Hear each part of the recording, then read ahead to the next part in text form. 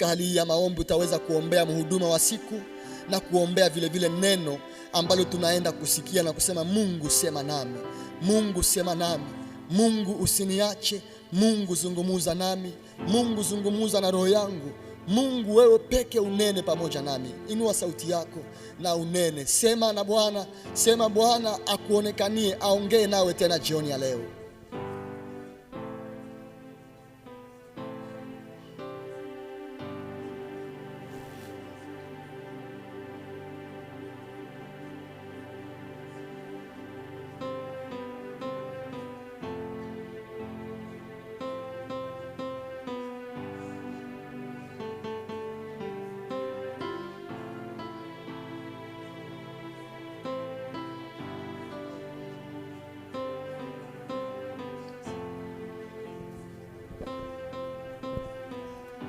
Nous allons acclamer le Seigneur en train d'accueillir l'orateur de ce soir. Nous serons en train d'accueillir Papa Agabo ce soir. Il va nous... Est-ce que tu as déjà acclamé? Dis, uko unashangilia Mungu na uchoyo juu ya nini? Shangilia Mungu mzuri. Unaima Mungu na makofi yako. Unakuwa mchoyo kwa makofi ya Mungu. Ile mikono iko mikono ya Mungu. Gizi unashangiliaka. Iyo Mungu iyo Mungu. Shangilia vizuri. Shangilia Bwana Yesu. Haleluya. Asante sana kuinua hizo kelele za shangwe kwa ajili ya Mungu wetu, na tunakaribisha neno kwa jioni ya leo. Karibu sana. Nous bénissons ton nom ce soir parce que tu es notre Dieu. Et nous t'élevons parce que tu es celui qui mérite. Et nous te bénissons parce que tu es celui qui nous a amenés encore jusqu'ici, afin que nous puissions t'élever, afin que nous puissions continuer ce programme. Béni soit ton nom et sois élevé à jamais. À jamais tu es notre Dieu. À jamais c'est toi que nous désirons. À jamais tu es celui qui nous fait du bien. C'est pourquoi ce soir nous te désirons encore. Nous sommes devant ta table où tu veux nous donner encore notre part de ce soir. Nous avons soif, donnez-nous cette eau vive. Nous avons faim, donnez-nous cette nourriture spirituelle qu'il nous faut pour ce soir. Merci parce que tu es là. Merci pour ta présence. Merci parce que tu nous feras du bien. Merci parce que tu veux nous parler de quelque chose. Et parce que tu ne peux pas rassembler les gens pour rien. Non, c'est toi qui dis, là où il y a 2 ou 3 qui se rassemblent pour toi, ta présence est là. C'est pourquoi merci pour cette présence. Merci parce que tu veux encore nous donner notre pain de ce soir. Fais-nous grâce et nous te supplions. Utilise-moi juste comme un instrument, mais que tout ce qui sortira de ma bouche soit des paroles qui viennent directement de toi. Que ton esprit domine ces instants, que ton esprit nous accompagne pendant ce moment. Nous te supplions ici au nom puissant de Jésus-Christ. Amen. Amen. Shalom encore, peuple de Dieu. Shalom. Et nous vous saluons, vous qui êtes à présentiel, Tunawasalimu ninyi ambao mko mahali hapa. vous qui nous suivez à la radio, Ninyi mnaotufuata kwenye radio. vous qui nous suivez sur notre chaîne YouTube. Ninyi mnaotufuata pia kwenye YouTube yetu. Que la grâce et la paix soient avec nous tous dans le nom de Jésus-Christ. Sote kwa jina la Yesu Kristo. Pendant que nous sommes en train de reconnaître sa grâce Wakati tunatambua neema ya Mungu et sa main qui marche avec nous na neema au mkono wake juu yetu depuis le début de ce programme, tangu mwanzo wa program hii, ce programme Mamlaka 2024, Mamlaka 2024, où nous sommes témoins de sa grâce, tunashuhudia neema ya Bwana, témoins de sa présence, uwepo wake, témoins des exaucements, tunashuhudia matendo yake ambayo majibu yake, parce que lui il est en train de se faire voir. ana kweli iko anajionyesha. Oui, sa présence est glorieuse au milieu de nous. Uwepo wake ni wazi katikati yetu. C'est pourquoi toi qui es là ce soir, Ndio maana wewe ambaye uko hapa jioni ya leo, que Dieu te bénisse. Mungu akubariki. Aide-moi à saluer à ceux qui sont à tes côtés, Nisaidie kusalimu wanaokuwa karibu nawe, en les disant bienvenue encore ce soir, waambie karibu kwa jioni ya parce que leo. c'est Dieu qui a voulu que vous puissiez vous mettre Kwa tel sababu que ni vous Mungu êtes. ndiye ametaka uweze kuwa pale gisi huko. Merci aussi pour la présence du président de la jeunesse de mon église. Asante pia kwa uwepo wa kiongozi Sa wa présence vijana me katika bénit. Il va kanisa seulement langu. saluer l'assemblée, à brandir ça sans main Naweza comme ça. kusalimu tano. Son nom c'est Nelson. Yeye ni Papa Nelson. Il est le président de la jeunesse dans mon église. Na anaongoza vijana wa kanisa la Que Kiavuliri. Dieu vous bénisse pour votre présence. Mungu akubariki presida kwa presence yako. Nous lisons 3 textes ce soir. Tutasoma mashairi 3 jioni ya leo. Matthieu chapitre 12, Mathayo 12 le verset 43 au 45e. 43 hadi 45. Matthieu chapitre 12, Mathayo 12 du 43e au 45e. 43 hadi 45. Nous lisons dans le nom de Jésus-Christ. Amen. La Bible nous dit ce qui suit. Imeandikwa ifuatayo. Quand un esprit mauvais est sorti d'une personne Wakati pepo imekwisha kutoka ndani ya mtu, où il habitait, il y va et vient dans des endroits secs. inazunguka katika jangwa Il cherche un lieu où se reposer. kutafuta nafasi ya kupumzikia. Mais il ne trouva pas. Naye asipopata nafasi ile, Alors il se dit, anasema je vais retourner dans ma maison que j'ai quittée. nitarudi ndani ya nyumba yangu nilimotoka. Il y retourne. Anaporudi Il voit que la maison est vide, anaikuta wazi balayée, bien arrangée. bila kitu, nayo imefagiliwa. Il va donc chercher 7 autres esprits encore plus mauvais que lui. Halafu anakwenda kutoa pepo wengine 7 wanaokuwa wabaya kumpita. Ils entrent, Nao wote wanakuja ils s'installent dans la maison. kuingia na kukaa mule. Après cela, cette personne est dans un état encore plus grave qu'au début. Na hali ya mwisho ya mtu yule inageuka mbaya kuliko hali yake ya kwanza. Eh bien, c'est ce qui arrivera aux gens mauvais d'aujourd'hui. Na hivi ndivyo itakavyokuwa kwa watu wa kizazi hiki kibaya. C'est la parole de Dieu. Ni neno la Mungu. Notre deuxième texte, Usomi wetu wa pili, Jean chapitre 8, Yohane mlango wa 8, le 31 et le 32e verset. 31 hadi 32. Jean chapitre 8, Yohane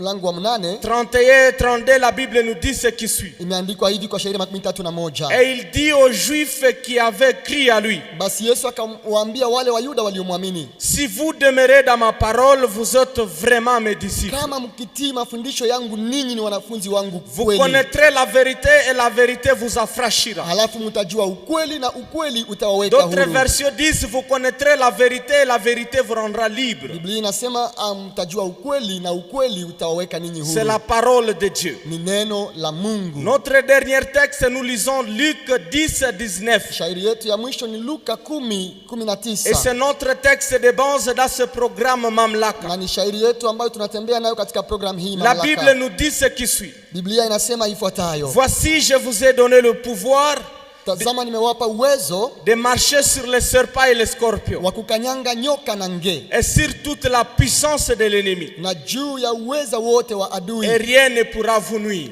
wala hakuna kitu chochote C'est kitakachowazuru. la parole de Dieu. Nous allons Hili acclamer ni neno la cette Bwana, parole. tutaweza kulishangilia Et nous allons nous mettre bien-aimés. na kuweza kuchukua nafasi Parce que nous zetu, voulons écouter notre sous-thème ce soir. maana tunataka tusikie somo yetu ndogo kwa Avant jioni ya d'entamer leo. notre sous-thème de ce soir, Mbele ya kuingia kwa somo yetu ya jioni nous ya leo, rappelons ce que nous avions vu hier. tunakumbusha ile tuliona Hier, jana. nous étions en train de parler de la gloire de la présence de Dieu. Jana tuliongea juu ya utukufu wa uwepo wa Nous étions Mungu. en train de parler de la gloire de la présence de Dieu. Tumeongea juu ya utukufu ya uwepo wa Et nous Mungu. avions vu 3 choses hier. Tuliona vitu vitatu jana. La première, Kitu cha kwanza c'est que la présence de Dieu, ni kwamba uwepo wa Mungu, c'est avec cette présence que nous ferons les ni exploits. pamoja na uwepo huu tutafanya mambo makubwa. Comme nous sommes dans de grandes batailles, Kuona gisi tunakuwa ndani ya vita vikubwa si nous vikubwa. voulons voir les exploits dans nos batailles, Kama tunataka tuone ushindi ndani ya vita nous vyetu, avions proposé à quelqu'un la présence de Dieu,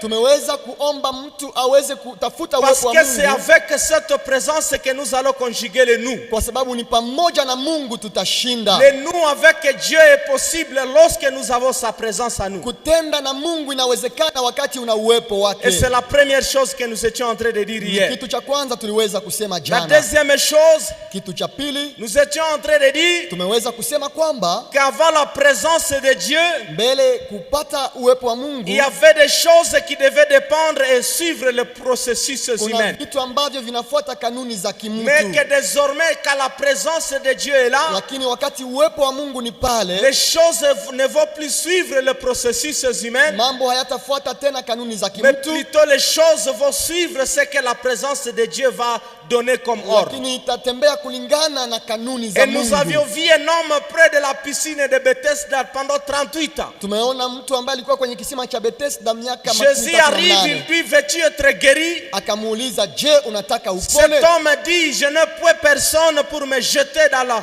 piscine. Huyu mtu akamwambia, sina mtu wa kunitupa kwenye kisima, Parce qu'il fallait être jeté le premier dans la piscine quand la piscine était en train de kwa bouillonner. sababu ilibidi mtu atupe wa kwanza ndani ya kisima wakati Et nous avions kinatikiswa. vu qu'à la présence de Jésus-Christ était là, Na tukaona kwamba uwepo wa Yesu Kristo tous mbele ya ces huyu mgonjwa, processus n'ont pas été nécessaires. hizo kanuni zote za ya wanadamu Parce que hazikuweza la présence kufanyika, de Jésus-Christ était là. kwa sababu uwepo wa Yesu Et ulikuwa en un pale, seul mot, il a été guéri. na neno moja la Yesu Et c'est lilimponya. ce que la présence de Dieu est capable de faire dans Ni notre vie. ile uwepo wa Bwana unafanya katika maisha La yetu. troisième chose, Kitu cha tatu, nous étions en train de dire que la présence de Dieu est capable de révéler les choses cachées. tumekuwa tunasema kwamba uwepo wa Mungu unaweza kutufunulia Et iliyofichwa. nous avions vu ça dans Daniel. Tumeona hii ndani ya kitabu ya Danieli. Daniel, le roi les impose des choses difficiles, Mfalme aliweza kushurutisha mambo magumu, mais Daniel prit l'engagement de chercher Dieu lakini Danieli akakamata maamuzi ya kutafuta Mungu, et la présence de Dieu a été capable de lui révéler les choses na uwepo wa difficiles. Mungu limfunulia mambo ambayo C'est iko pourquoi magumu. nous étions en train de dire à quelqu'un, Ndio maana tuliweza kuambia mtu parfois cette présence demande un prix à payer. kuna bei ya kulipa kukuwa na uwepo De le huu, chercher de tout son cœur. kutafuta uwepo huu kwa Et moyo nous wako étions en wote. train de dire, même après ce programme et tes propres programmes, Tumesema hata kiisha programu hii, endelesha programu où zako tu mwenyewe chercheras la présence de Dieu. ukitafuta uwepo wa Mungu, Parce que c'est quand la présence de Dieu est là maana ni wakati uwepo wa Mungu ni pale que sa gloire se manifeste. utukufu wake utaonekana. C'est ça que nous étions en train de dire hier. Ni ile tuliongea Et jana, aujourd'hui,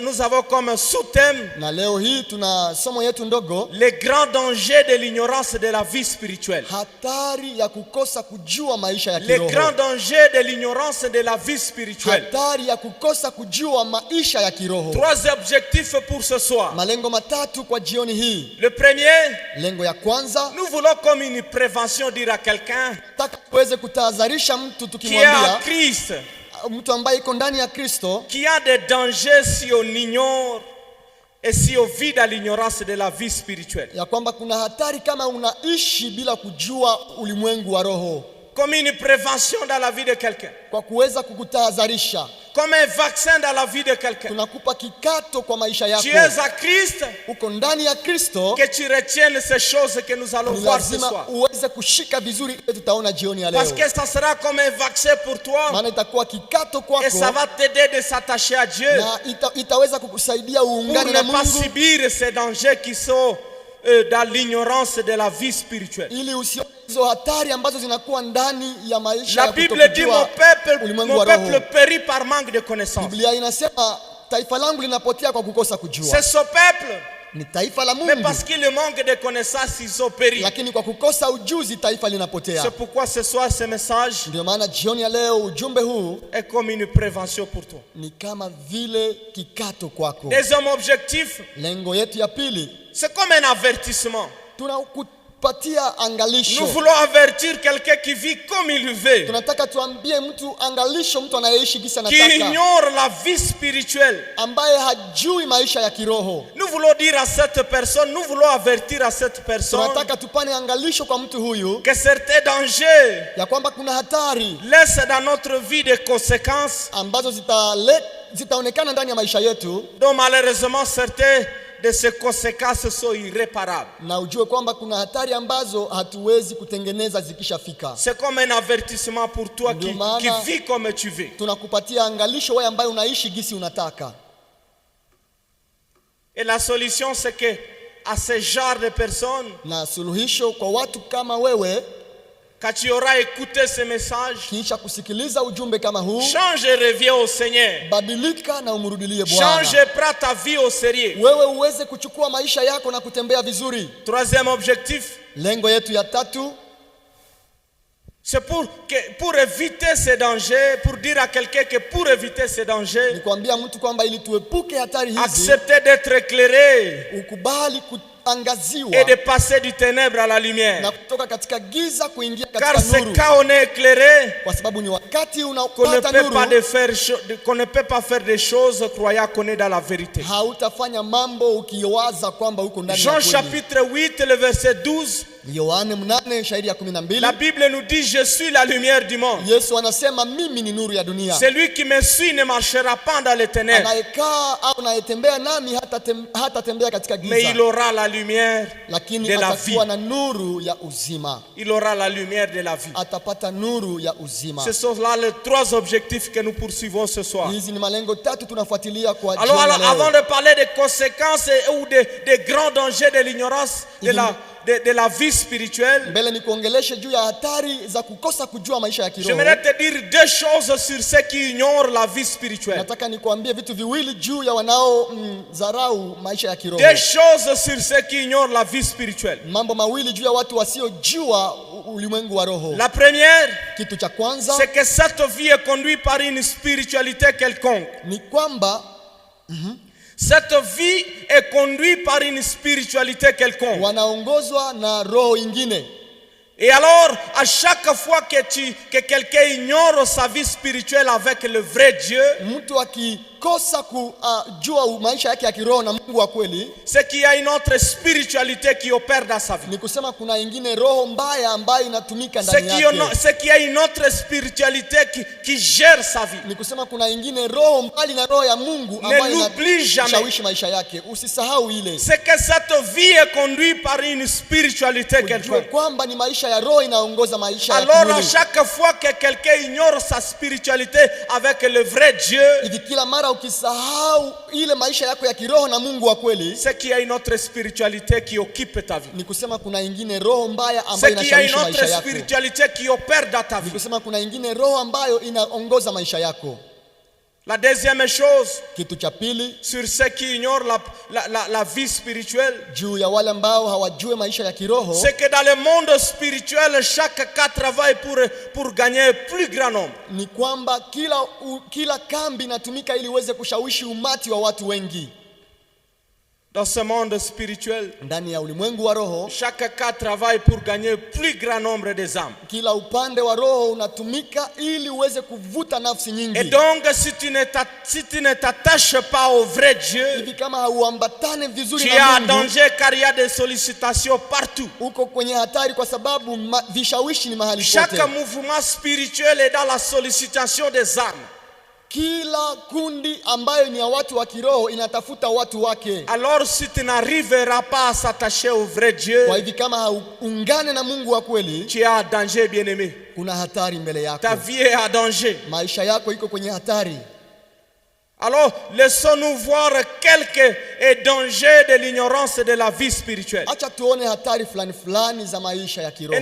nous allons le voir à deux niveaux. Na tutaziona kwa hatua mbili. Premièrement, nous allons voir les dangers de l'ignorance de la vie spirituelle pour ceux qui n'ont jamais accepté Jésus-Christ. Hatua ya kwanza ni kwa wale ambao bado hawajakubali Yesu Kristo. Et pour ceux qui ne sont pas stables à Jésus-Christ. Na hatua ya pili, hatua ile ya kwanza tu wale ambao Ça, c'est la hawana même msimamo. catégorie. Il y a les gens qui n'ont jamais accepté Jésus-Christ comme sauveur et Seigneur.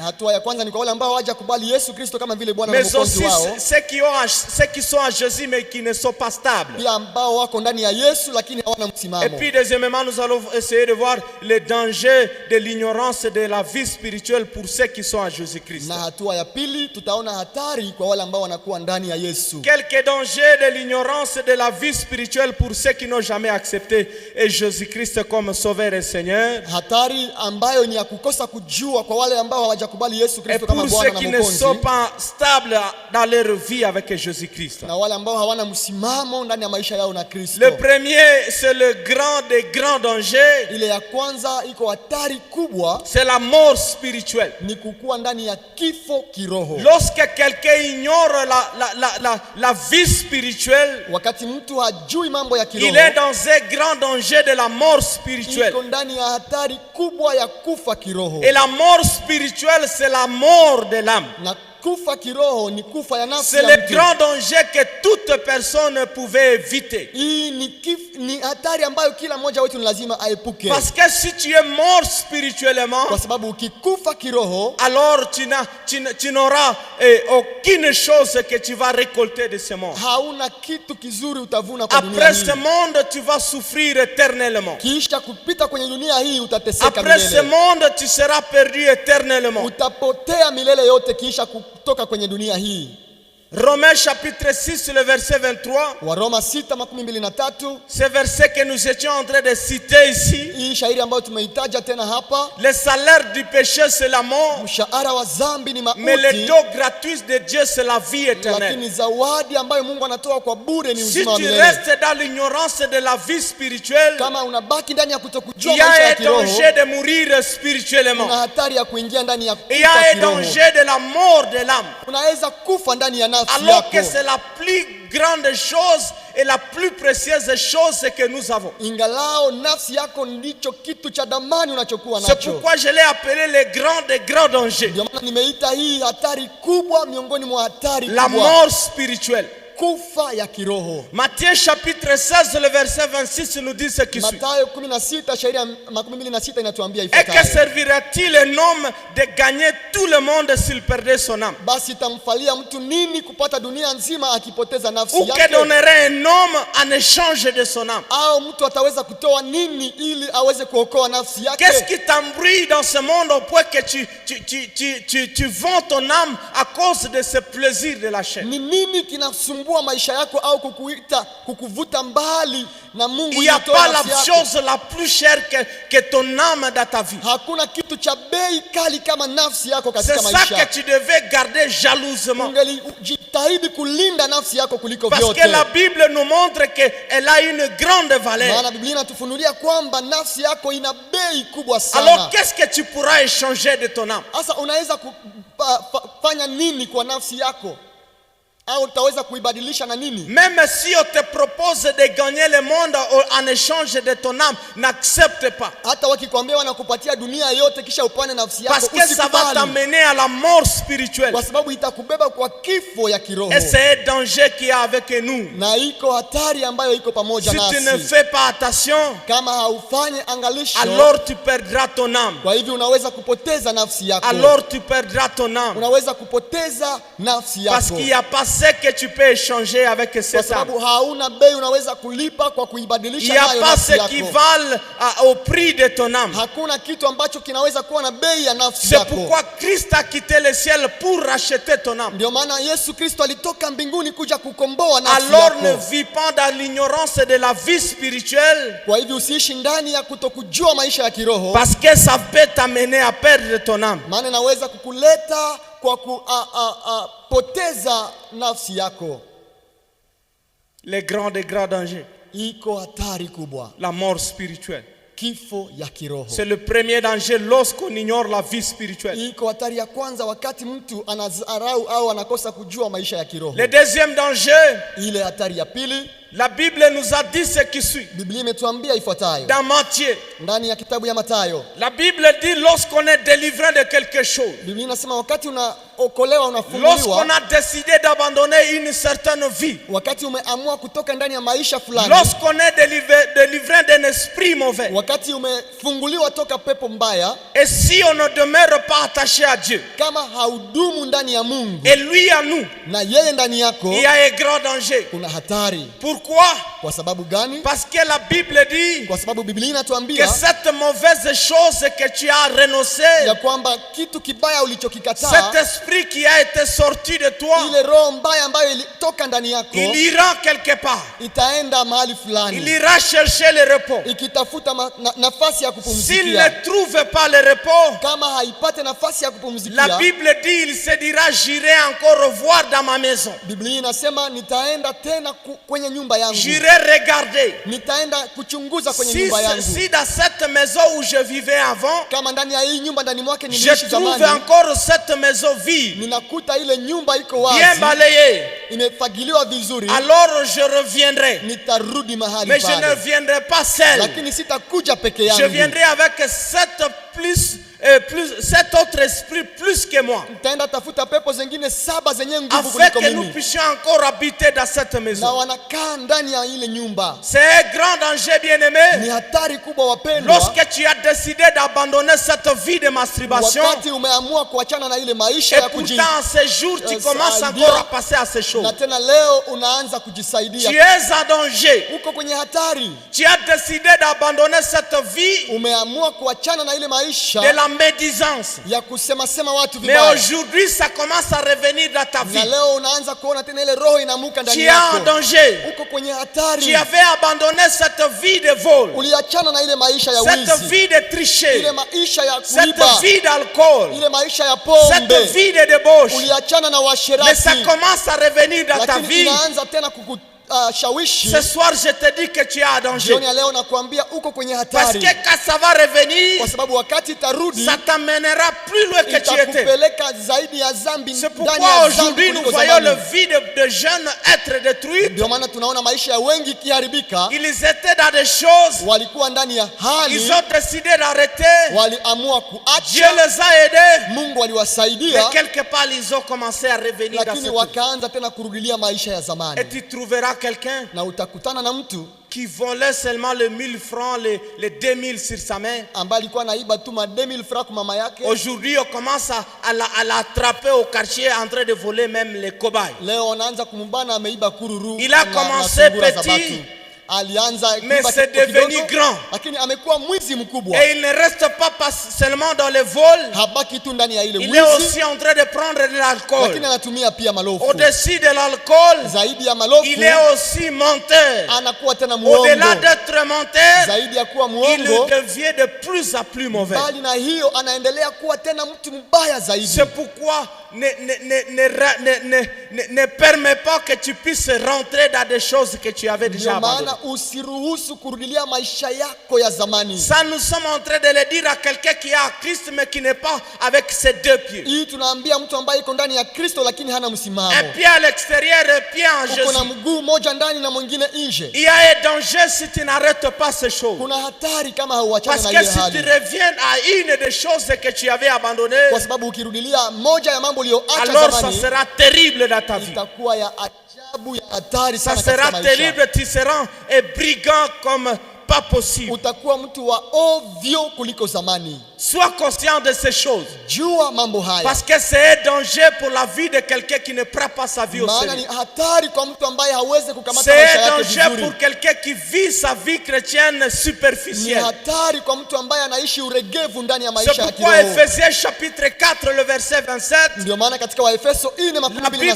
dit et ne donnez pas accès au diable. Biblia imetuambia wala msimpe Parce que shetani nafasi. lorsqu'on donne accès au diable, Kwa maana ukimpa shetani il nafasi, ne reviendra pas seul. yeye hatakuja peke Il yake. viendra avec des choses qui vont nous détruire. Atakuja na vitu Et ça vitakavyokuharibu sera un danger pour ta vie. na itakuwa hatari kwa maisha yako. Tu as abandonné la débauche. Umeacha uasherati. Peut-être si tu reviens dedans, Inawezekana ukirudi ndani yake peut-être tu ne sortiras pas tel que tu es. hautatoka gisi Peut-être tu utakavyoingia. vas attraper du sida. Unaweza pata ukimwi Peut-être pale. tu seras fusillé à cause de la femme de quelqu'un. Wanaweza kukupiga masasi kwa ajili ya Tu mke wa seras watu fusillé à cause de l'homme de au quelqu'un. kwa ajili ya mume wa watu. Jeune fille, vous qui êtes ici, Wewe dada ambaye uko hapa, attention avec les papas mariés. angalisho na wababa ambao C'est un wamefunga danger ndoa. pour ta vie. Iko hatari kwa C'est maisha un yako. danger pour ta vie. Iko hatari kwa maisha Lorsque yako. dans ta réputation on saura que tu sors avec des papas, Wakati watajua kwamba wewe unatoka na wababa, qui va t'épouser? nani njoo atakuoa? Qui viendra vers toi? Nani njoo atakuoa? Alors ne permets pas que tu puisses revenir dans cette vie que tu Kwa avais hivyo abandonnée. usiruhusu kurudilia ile maisha yako ya C'est zamani. oui, c'est vrai, tu étais là. Ndio ulikuwa pale Mais ndani ya ile Christ maisha. t'a sauvé et t'a retiré de ces choses. Amekuokoa toka mambo Si tu yote reviens ile. dans ce même chemin, Ukirudia ndani ya hizo alors tu es njia, en train de mettre ta propre vie à danger. unahatarisha maisha Parce yako. que la Bible dit, Maana Biblia inatuambia cette chose que tu avais abandonnée, ile ambayo uliacha kale, et l'Iran, si elle ne trouve pas du repos là où il sera, pepo ambayo ilikuondoka itajisemesha kama ipate il salama, reviendra pour toi. itarudi ndani yako. C'est pourquoi retenez cette chose ce Ndio soir. maana shika kitu hiki. J'aimerais ndugu. te dire ceci. Nataka nikuambie hivi. Tout esprit a besoin de corps pour vivre. Kila roho inahitaji mwili ili iendelee Tout kuishi. esprit a besoin de corps pour manifester ses œuvres. Kila roho inahitaji mwili ili ipate C'est kutenda. pourquoi si on n'est pas habité du Saint-Esprit, Ndio maana kama hautawaliwa na Roho alors on est Mtakatifu, en danger. ni kusema huko kwenye Parce hatari. que nous venons de voir que toutes ces mauvaises Kwa choses, sababu tumeona kwamba mambo mabaya tous yote ces ile, mauvais esprits, hizo roho zote mbaya, nous mapepo, appellent aussi, nous les humains, leur maison. zinatuita sisi watu nyumba zao. Comme un Corinthien nous avait dit que l'Esprit de Dieu habite en nous, Kama vile ndani wa Korintho wa kwanza 3 Biblia inasema les roho mauvais anakaa ndani esprits yetu. aussi, pour opérer, ils ont besoin de corps. Mapepo pia ili zifanye kazi zinahitaji Alors aussi mwili. longtemps que tu ne seras pas habité par l'Esprit de Dieu, tu es en danger. Kwa hivi kama hautawaliwa na Roho wa Mungu huko kwenye Et hatari. toutes ces choses qui étaient dans ta vie Na mambo yote iliyokuwa kwenye maisha vont yako revenir parce qu'ils ont besoin d'un lien de repos. itarudi, maana inahitaji Et mahali pa le lien où kukaa. l'esprit se trouve bien, c'est dans un corps Na humain. pepo au roho yote inahitaji mwili ili ikae. Alors désire l'esprit de Dieu à Kwa toi hivi hitaji Roho wa Mungu ndani yako pour éviter ces dangers. ili tuepuke C'est pourquoi je matatizo dirais c'est haya. comme un vaccin pour quelqu'un. Ndio maana nataka niseme ni kikato C'est kwako. pourquoi je disais à un autre, c'est comme un Na avertissement. ninaambia mwingine iko angalisho kwako Tu jioni ya étais leo. bien positionné à Christ, Ulikuwa vizuri ndani mais ya Kristo, actuellement il y a des choses qui commencent à disparaître dans ta lakini vie. leo hii kuna vitu unaanza kuachana navyo C'est ndani un ya maisha ya avertissement Ukristo. pour toi. Ni angalisho kwako Parce jioni ya que leo. si tu vas laisser la place, Maana ukiachia nafasi, alors les mauvais esprits viendront et habiteront à ile toi. pepo itarudi na itakaa. C'est le deuxième danger lorsqu'on ignore une vie spirituelle. Iko hatari wakati haujui au unadharau maisha ya kiroho. Le troisième danger,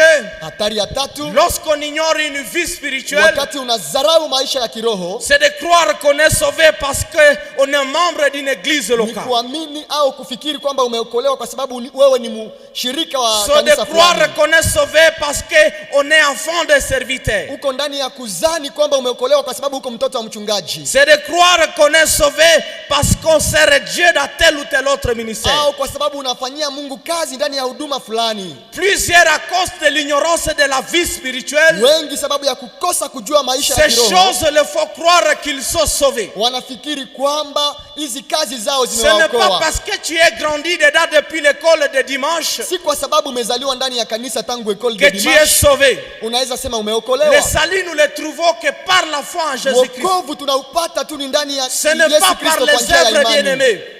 Ce n'est pas par nos œuvres. Haiko kwa matendo yetu C'est pourquoi wapendwa. Galates chapitre 2, Ndio maana katika Wagalatia mlango le wa verset pili 16, la Bible nous dit ce qui suit. ile shairi ya 16 Biblia inatuambia hivi: Néanmoins, sachant que ce n'est pas par les œuvres de la foi que l'homme est justifié, lakini tunajua kwamba mtu hahesabiwi haki mbele ya Mungu kwa njia ya kushika ya matendo, mais par la foi en Jésus-Christ, lakini kwa njia ya kuamini Yesu Kristo. car nul chair ne sera justifié par les œuvres de la loi, mais par la foi en Jésus-Christ. Sisi vile vile tumeamini Yesu Kristo kusudi tupate kuhesabiwa haki kwa njia ya imani katika yeye. Et aujourd'hui, l'ignorance de la vie spirituelle Na leo hii kukosa kujua maisha ya fait kiroho croire à plusieurs qu'ils ont le salut alors que non. inaacha wengi wafikiri wameokoka, akumbe Ils hawajaokoka. croient que parce qu'il est membre d'une église, Wanafikiri kwamba kwa sababu ni ils memba wa croient que kanisa parce qu'il est chantre au quelque kwa sababu part, ni waimbaji maeneo fulani, ancien de l'église, diacre, mzee au diakoni, alors il est sauvé. wanafikiri wameokolewa. Ce n'est pas ça, bien-aimé. Wokovu haiko ile.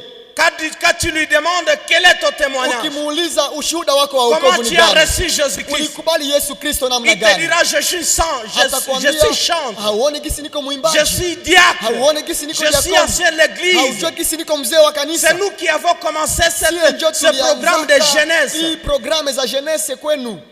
Ça, c'est l'ignorance Hii ni kukosa de la vie kujua spirituelle. maisha ya kiroho. Le salut, nous l'avons que par la foi en Wokovu Jésus-Christ. tunaupata ni kwa Ce n'est pas imani par kwa les Yesu, œuvres pour que personne ne se vende. si kwa kutenda tendo lolote ili asiwe mtu wa Si c'était kujisifu. par les œuvres, oui, tu pourrais te dire que tu es sauvé. Ingelikuwa kwa matendo ungelisema kwamba Mais parce qu'il umeokolewa, faut d'abord passer par le salut, lakini kwa sababu ni lazima upite kwanza wokovu, plusieurs ne sont pas sauvés. wengi hawapate wokovu, Ils ne font même pas de péché, hawafanye hata mzambi, mais ils n'ont jamais passé par le salut. lakini hawajakutana bado na wokovu. C'est un danger pour toi. Iko hatari kwako Que le mpendwa. service ne te garantit pas le salut. Hii kazi unayofanyizia Mungu usifikiri Mais imekupa que le wokovu. salut te donne maintenant le courage de travailler. Lakini ni lazima kisha kuokoka Ce ukuwe na n'est bidii ya pas mauvais kutumika. d'être membre d'une église. Si vibaya kukuwa Ce mwanamemba wa n'est kanisa. pas mauvais de servir Si Dieu. vibaya kutumikia Mungu. Mais la priorité c'est le salut. Lakini kitu ya msingi Ce ni n'est pas le wokovu. service qui doit précéder le salut. Haiko kazi inaitwa kutangulia wokovu. Ça, cette ignorance,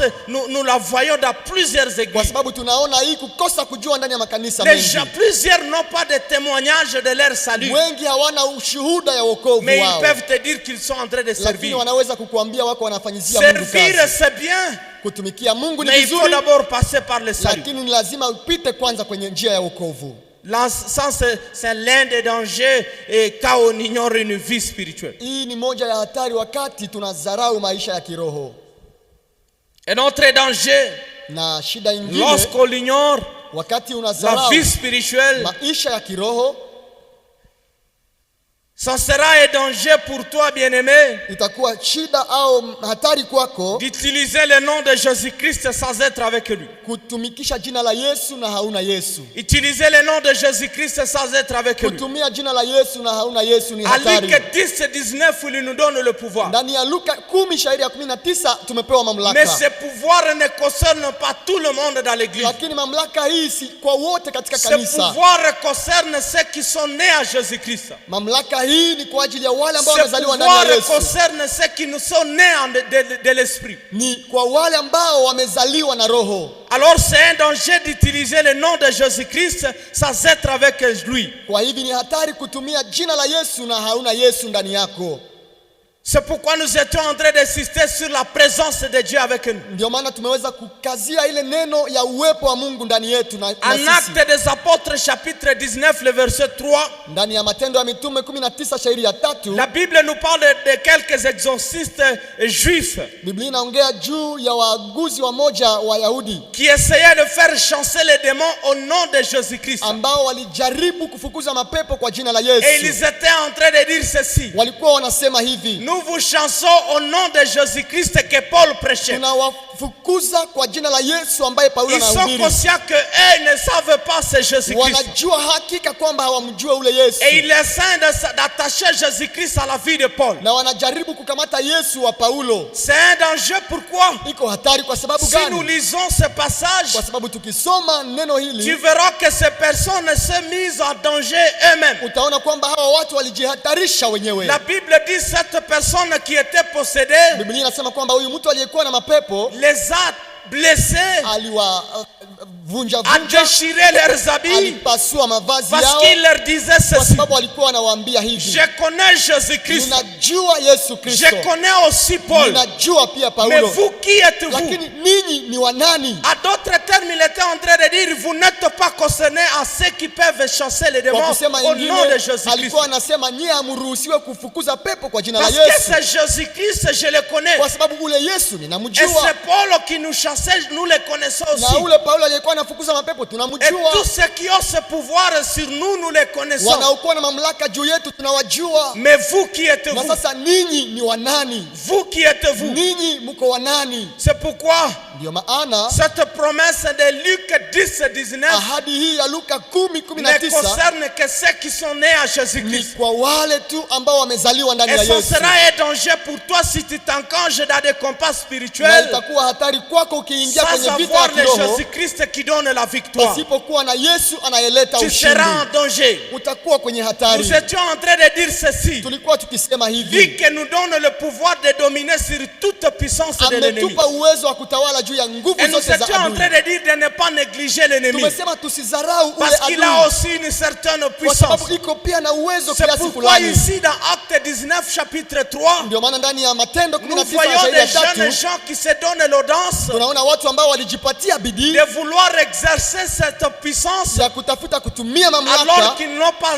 Jésus-Christ na en eux. hawana Yesu Kristo ndani yao. Alors ça sera aussi un danger pour toi Itakuwa hatari pia lorsque kwako tu t'engageras dans des combats wakati utajiingiza sans kwenye avoir vita le Jésus-Christ à toi. pasipo kukuwa na Yesu ndani yako. J'aimerais te dire trois choses. Nataka nikwambie vitu vitatu. Celui qui te connaît le premier, c'est Dieu. Mtu anayekujua wa kwanza ni Mungu, Et le deuxième qui te connaît, c'est le diable. na wa pili anayekujua ni Et la shetani, troisième personne qui te connaît, c'est na toi-même. na watatu ni wewe Et mwenyewe. donc tu ne peux pas dire les choses de Dieu Kwa hivyo hauwezi kusema mambo ya qui Mungu n'est pas vrai parce qu'il te connaît. ambayo haiko ya kweli kwa sababu Et même anakujua. le diable te connaît. Hata shetani Si vous anakujua. êtes dans le même cas, il vous connaît. Kama uko ndani ya kambi yake Alors anajua. lorsque vous essayerez d'utiliser son nom, Kwa hivyo ukijaribu kutumia sans jina ya être Yesu avec le propriétaire de ce pasipo nom-là, kukuwa na mwenyezi ile vous êtes jina, en danger. wewe uko kwenye hatari. Vous êtes en danger. Uko kwenye hatari. C'est pourquoi notre proposition ce Ndio soir, maana ile c'est de tunakupatia kwa quitter siku ya le camp de leo ténèbres, venir dans le camp de ni lumière. kutoka ndani ya ulimwengu Parce wa que vous giza kuja marcherez kwenye dans les nuru. lumières. Kwa maana utatembea kwenye nuru Et Luc 10, 19 na vous sera Luka aussi concerné. 10:19 utaweza kuishi ndani yake.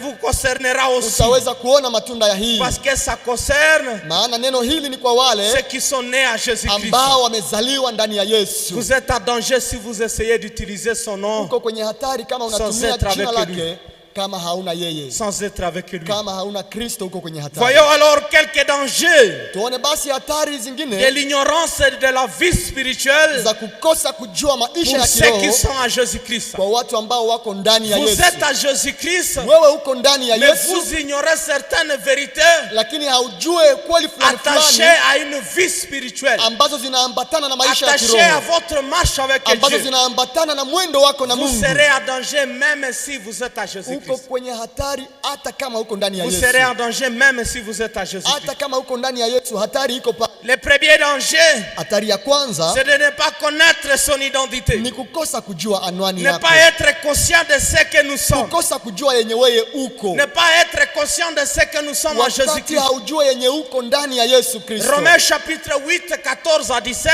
Wa Roma 8 ile 14 hadi La Bible 17. nous dit que nous sommes des enfants de Dieu. Biblia inasema sisi ni watoto wa Mungu. Et que nous n'avons pas reçu l'esprit de servitude. Na hatukupokea roho ya Et que nous utumwa. n'avons pas reçu l'esprit de paix. Hatukupokea roho ya Mais kututia woga, l'esprit d'adoption lakini tulipokea roho pour lequel nous inatufanya tuwe pouvons wana, crier Abba na Père. tunaweza kuita Mungu baba yetu. Notre esprit témoigne à nous que nous sommes enfants de Na Dieu. roho wa Mungu anashuhudia ndani yetu kwamba Et sisi ni donc watoto wa nous Mungu. sommes les héritiers de Dieu. Na ni kusema sisi ni Et warithi wa les Mungu co-héritiers avec na Christ. warithi pamoja na Kristo. Donc Luc 10 te concerne. Hivi Luka 10:19 ni yako. Aujourd'hui, plusieurs chrétiens Leo hii Wakristo wengi vivent dans la frustration. wanaishi ndani ya uoga Pourquoi? Parce qu'ils ont l'ignorance de leur vie à Christ. kwa sababu hawajui ile wamepokea ndani ya Parce qu'ils ne Yesu. sont pas conscients de ce que nous sommes à Jésus-Christ. Hawajui wao ni wanani ndani ya Yesu C'est un Kristo. danger pour toi. Iko hatari kwako Dieu mpendwa. t'a donné le pouvoir de dominer, Mungu amekupa mamlaka ya mais kutawala, tu vis encore dans la lakini paix. unaishi ndani ya Mais tu uoga. vis encore dans la crainte. Unaishi ndani ya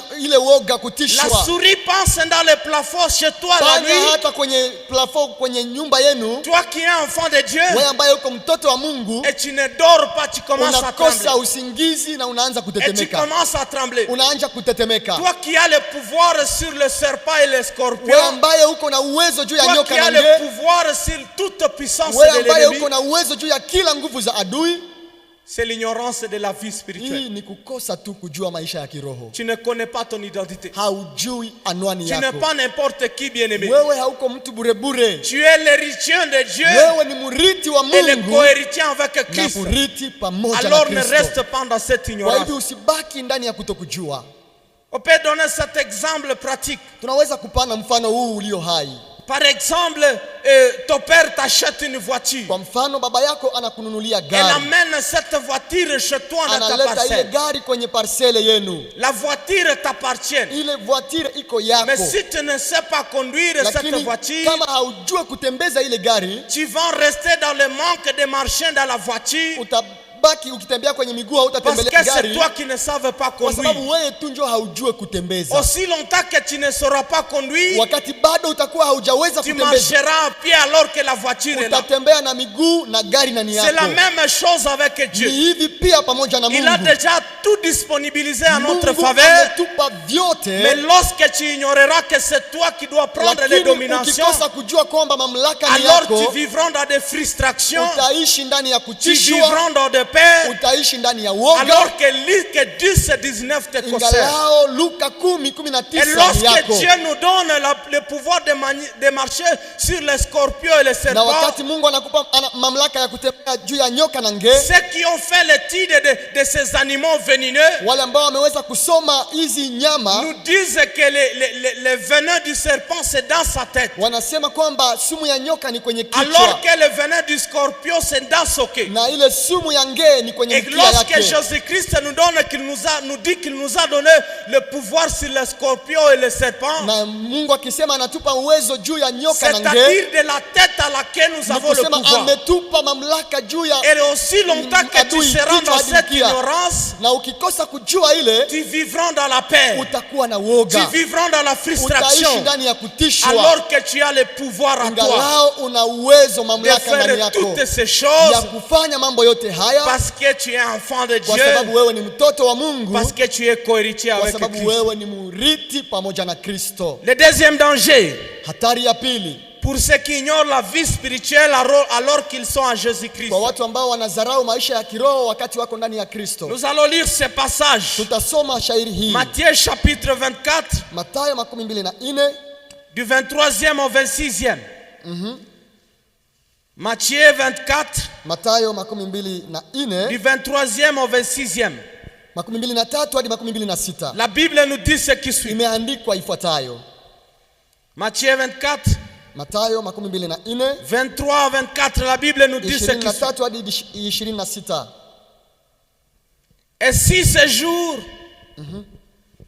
Kwa wakati ule, 23, la Bible nous dit ce qui suit. Biblia inasema hivi. Si quelqu'un vous dit alors, Kwa wakati ule mtu akiwaambia ninyi, le Christ est ici, angalia Kristo yuko hapa ou il est là, au yuko kule, ne le croyez pas, msimusadiki. car ils s'élèveront de faux Christ Kwa maana kutatokea watu wanaojiita kwa uongo Kristo, et de faux prophètes. pamoja na manabii wa Ils uongo, feront des grands prodiges nao wataonyesha vitambulisho et des vikubwa miracles, na maajabu, au point de séduire, hata ikiwezekana s'il était possible, même les élus. wawadanganye hata watu waliochaguliwa na Mungu. Voici, je vous l'ai annoncé d'avance. Angalia, nimewaambia haya yote Si mbele. donc l'on vous dit, Basi kama watu wakiwaambia, voici Jésus est dans le désert, angalia Kristo yuko katika n'y jangwa, allez pas. musiende kule. Voici, il est dans les Au chambres, wakiwaambia, angalia yuko katika shamba, dans les chambres, ndani ya chumba, ne le croyez pas.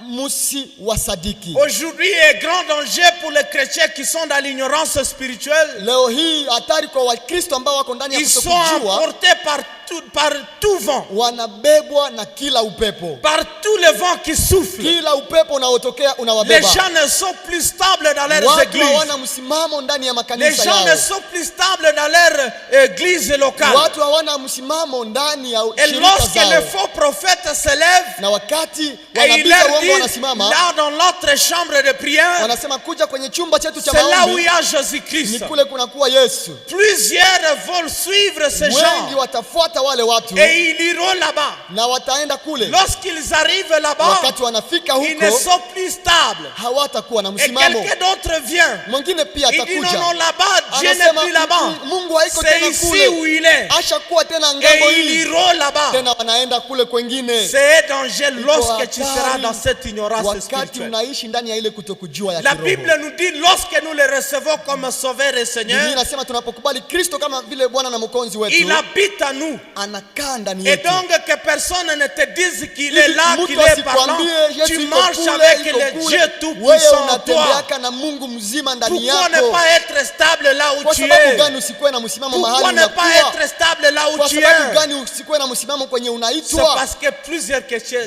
Kwa sont dans sababu l'ignorance de la vie Wakristo wengi spirituelle. wako ndani ya kutokujua Ils maisha ne ya kiroho. savent pas qui ils ont. Hawajui wamemwamini nani, Parce que notre Seigneur Jésus-Christ kwa sababu Bwana wetu Yesu est Kristo avec toutes les personnes yeye ni pamoja na watu qui est wote passé par lui ambao wamekutana na au yeye moyen du salut. kupitia Si c'est le wokovu. miracle, tu peux aussi le faire. Kama ni muujiza, hata wewe La unaweza Bible dit, kuifanya. voici les miracles qui Biblia accompagneront inasema, tous ceux qui auront cru. tazama alama au miujiza itakayofuatana na Aussi wanaoamini. longtemps que tu ne sauras pas et que tu ne connaîtras pas ces choses, Wakati bado utakuwa haujua mambo haya, on t'amènera d'ici, d'Allah, watakubeba huku na kule, en te disant que tu es en train de chercher Dieu, wakikwambia unatafuta Mungu, en te disant que tu cherches Jésus-Christ, wakikwambia unatafuta Yesu Kristo, alors qu'à tous ceux qui l'ont cru, à tous ceux qui crient à lui, ingalau imeandikwa kwamba à wote tous ambao ceux qui l'ont wameamini, reçu, wote ambao wamempokea, il a donné le pouvoir de devenir enfant de Dieu. amewapa uwezo wa kuwa Et watoto wa si c'est Mungu. le miracle, Kama ni ces muujiza, miracles accompagneront tous ceux qui auront miujiza cru. inafuatana na Ils wanaoamini.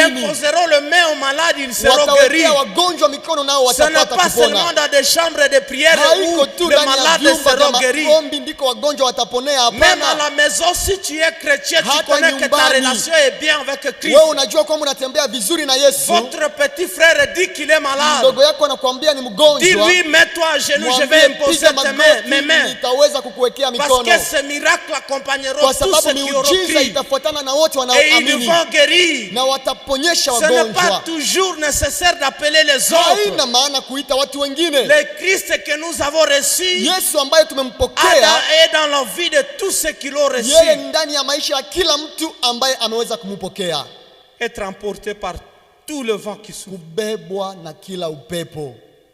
C'est le membre des églises, ce sont les membres que nous avons dans nos églises aujourd'hui. Wale ndio watu ambao tuko nao makanisani leo, Surtout nos mamans et nos sœurs. hasa wadada na wamama. Vous êtes emportés par tout le vent. Munabebwa na kila On upepo. vous dit que c'est de l'autre côté où on Wanawaambia trouve le mariage. huku njo kwenye watu wako wanaombewa wanapata mandoa, Et tu oublies que le même Dieu qui t'a créé, il est celui qui peut ouvrir les portes pour na toi. unasahau kwamba ule Mungu ambaye alikuumba ndiye Et anaweza d'ailleurs, tu kukufungulia oublies que mlango wa ndoa. toi-même, tu portes les clés du Na ciel. unasahau kwamba mwenyewe uko na funguo za Par mbingu, la prière, kwa njia ya par maombi, la foi, kwa njia ya par imani, l'attachement à Dieu. kwa njia ya kuungana na Ce sont Mungu. les clés qui peuvent ouvrir les Hizi clés du ni ciel. funguo La ambazo porte du ciel. zinaweza kufungua mbingu. Et tu as ces clés à toi. Uko na hizo funguo ndani yako, Et parce que tu vis dans l'ignorance de la lakini vie kwa sababu spirituelle, unaishi ndani ya kudharau au tu kutokujua es maisha ya emporté kiroho, par-ci, par-là. unabebwa huku na kule, Par-ci, par-là. unabebwa huku na kule. En finissant, Tukienda kumaliza, nous revenons dans Jean chapitre 8, là où nous avons lu. tunarudi ndani ya Mathayo 8 mahali tulisoma. Jean chapitre 8, 31 et 32. Mathayo Jean 8, Ah, 31 et 32. Yohane 8 Pendant que tu te mets debout parce que nous voulons prier. wakati unaenda kusimama kwa sababu tunatafuta kuomba. Jean chapitre 8, Yohane mlango wa 8 31 et 32, la Bible nous dit ce qui suit. 31, Biblia inasema hivi: